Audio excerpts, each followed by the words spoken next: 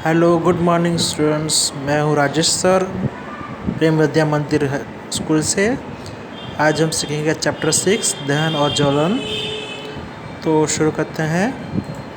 सबसे पहले दहन यानी क्या, दहन को हम समझते हैं।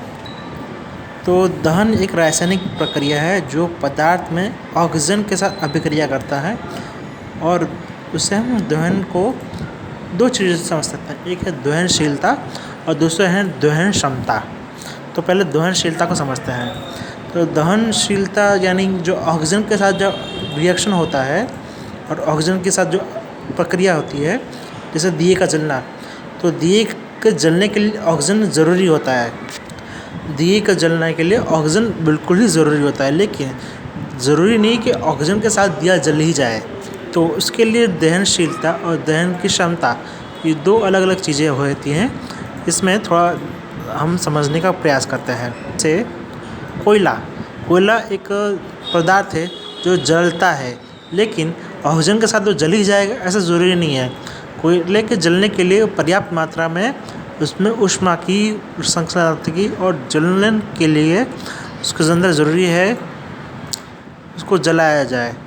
जैसे भारी मात्रा में सूरज का प्रकाश हो और खाली भूसे का ढेर पड़ा हो तो इसमें आग लग सकती है, लेकिन ज़रूरी नहीं है कि अगर रात का समय हो और सूरज ना हो तो आग लग जाए।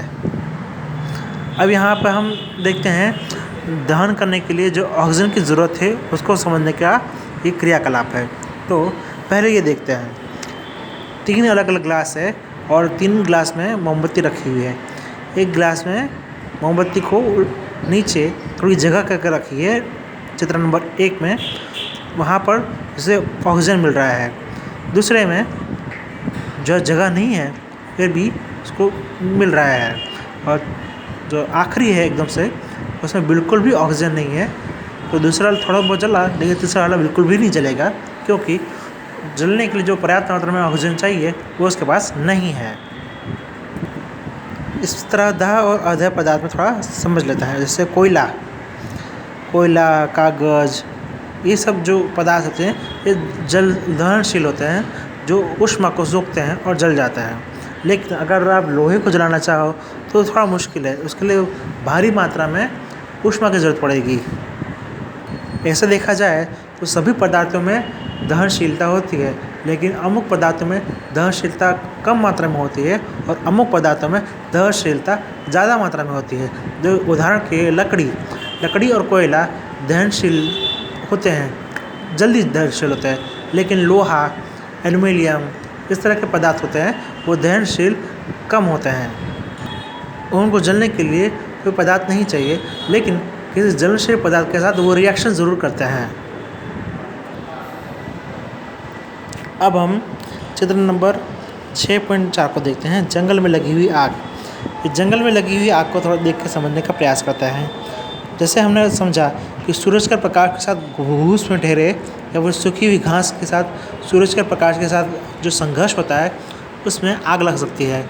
जैसे बहुत बड़ा जंगल हो, जंगल में ढेर सारे सूखे पत्ते रखे हो, सूखे घास हो, और सूरज का प्रकाश सीधी वहाँ पड़ता हो, तो अधिक मात्रा में ऊष्मा होने के कारण वो पत्तों में आग लग सकती है। जैसे बड़े बड़े जंगल हुए, अफ्रीका के जंगल, ऑस्ट्रेलिया का जंगल, इन बड़े बड़े देशों के जंगलों में इस तरह की सामान्य स्थिति और परिस्थिति रहती है जहाँ पे जंगलों में आग लग जाती है।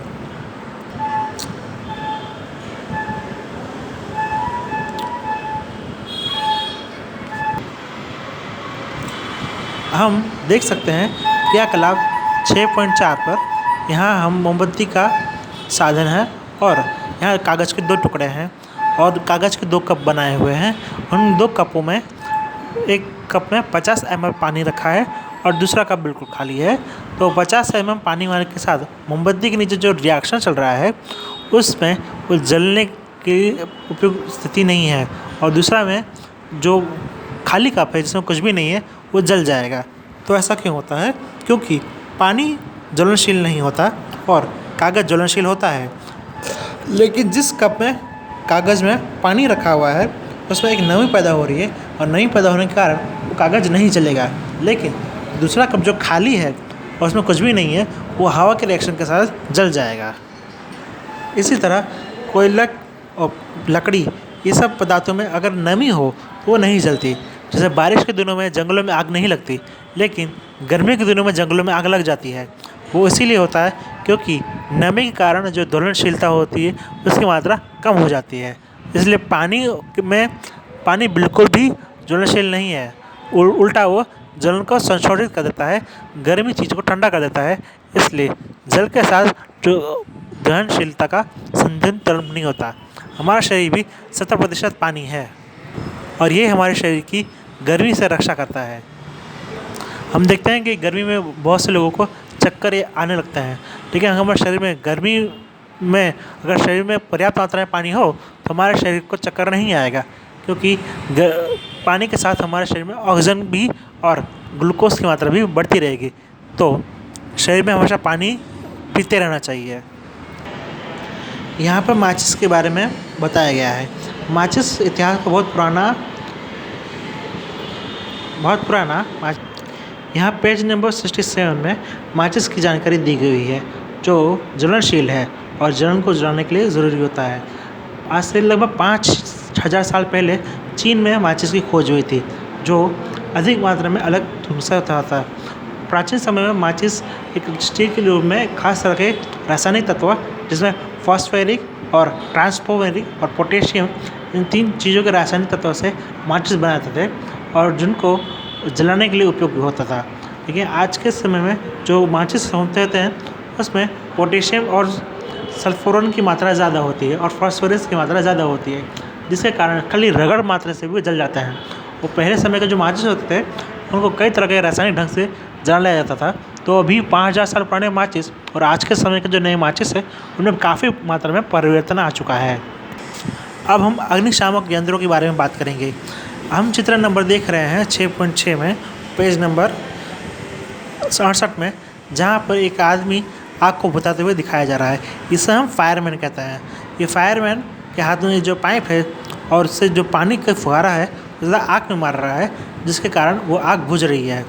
अब पानी के लिए केवल आग बुझाने के लिए केवल पानी के साथ साथ कई तरह की गैसेस भी आती है, जैसे चूना का गैस होती है, फॉर्मपेटिंग की गैस होती है। इस गैस का भी उपयोग किया जाता है जो आग को बुझाने के लिए ज़रूरी होता है।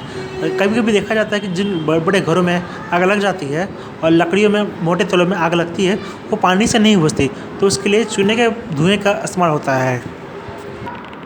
यहाँ चित्र नंबर 6.7 में हम अग्निनाशक शामक दवाई को देख रहे हैं, जहाँ पर एक लाल रंग के बोतल के अंदर जो चूना गैस है और जिसमें कार्बन डाइऑक्साइड भरा पड़ा है, वहाँ पर कार्बन डाइऑक्साइड का एक गैस बोतल है जिसमें चूना गैस भी मिला हुआ है, और दोनों को मिला का हुआ ये मिश्रण सीधा आग पर डालने से आग की ज्वलनशीलता तुरंत समाप्त हो जाती है और उससे घर की रक्षा होती है। बड़ी बड़ी हॉस्पिटल्स और बड़ी बड़ी कॉर्पोरेशन कंपनियों में इस तरह के आग शामक को, बोतलों को रखा जाता है। अब दहन के प्रकारों को थोड़ा समझते हैं, ठीक है।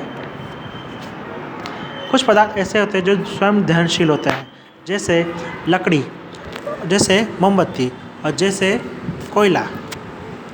ये जो पदार्थ है ये दहनशील होते हैं। जैसे लकड़ी में अगर जलाया जाए तो तुरंत जलेगी, कोयले को जलाया जाए तुरंत जलेगा, मोम को जलाया जाए वो तुरंत जलेगा, क्योंकि ये पदार्थों में ज्वलनशील होने की क्षमता ज़्यादा होती है। लेकिन दूसरे पदार्थ जैसे इनके अंदर खास तरह के ऑक्सीजन सल्फाइड और फॉस्फोरस जैसे पदार्थों की मात्रा ज़्यादा होती है।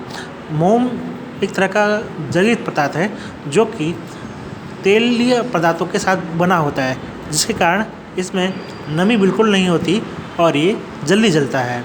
लकड़ी भी कई तरह के रेशों का बना होता है, जिसमें ऑक्सीजन के साथ संपर्क आने पर ये जलने लगता है और इसके लिए फॉस्फोरस की मात्रा होती है।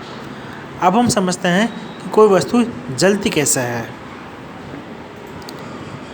यहाँ हम देख रहे हैं मोमबत्ती के डिज़ाइनिंग और उसका क्लस्टरिंग। मोमबत्ती के उदाहरण से हम समझने का प्रयास करेंगे कि जो ज्वलन है, जो अग्नि है, उसका कई ढंग से और कई तरह से उत्पन्न क्यों होता है और वो ऊपर की तरफ से क्यों जाती है। यहाँ एक मोमबत्ती का चित्र बना हुआ है, उसको हम समझते हैं। मोमबत्ती के चित्र में नीचे की तरफ मोमबत्ती का होता है, ऊपर की तरफ मोमबत्ती की लड़ी है और उसको जलाया हुआ है। तो जो सबसे गर्म हिस्सा है वो ऊपर की तरफ होगा और बीच में कम गर्म का हिस्सा होगा और नीचे की तरफ गर्मी बिल्कुल नहीं होगी, लेकिन मोमबत्ती के उस प्रभाव के कारण उसका हिस्सा गर्म रहेगा। तो मोमबत्ती का जो नीचे वाला हिस्सा गर्म रहता है वो मोमबत्ती के देह के कारण नहीं बल्कि उसकी गर्मी के कारण गर्म रहता है। तो ये थोड़ा इसको चित्र नंबर 6.10 को देखकर हम समझ सकते हैं कि अगर किसी लकड़ी को सीधा बीच पर लगाया जाए तो जलने में उसको समय लगेगा, और इस लकड़ी को मोमबत्ती के ठीक ऊपर रखा जाए तो तुरंत जलेगा, और किसी लकड़ी को मोमबत्ती के सीधे नीचे वाले भाग में रखा जाए तो मोमबत्ती तो नहीं जलेगी, लकड़ी तो नहीं जलेगी लेकिन मोमबत्ती ज़रूर बुझ जाएगी। इस तरह से हम उसको समझ सकते हैं। अब यहाँ पे कांच की एक प्लेट को मोमबत्ती को ठीक ऊपर रखा गया है जिसमें मोमबत्ती जल रही है और जलने के कारण उसमें कांच की जो प्लेटिंग है उसमें छेद हो जा रहा है। तो उसको देख कर हम समझ रहे हैं धातु को फूकना और ईंधन की तरह उसका उपयोग करना। अब ईंधन यानी क्या? ईंधन यानी कोयला, डीजल, इस तरह की चीज़ें जो कि में पेट्रोल और मीथेन जैसे गैसेज, एलपीजी, जैविक गैस या हाइड्रोजन जो उसको जलने के लिए उपयोगी होता है। तो आज के लिए इतना ही। अब हम समझे कि इसमें हमने क्या क्या सीखा।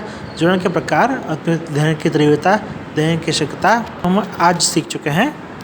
तो आपके लिए घर काम यही है कि जो क्वेश्चन नंबर दिए हुए हैं पेज नंबर 75 में उनको पढ़े, लिखे और घर पे तैयार करें। Thank you.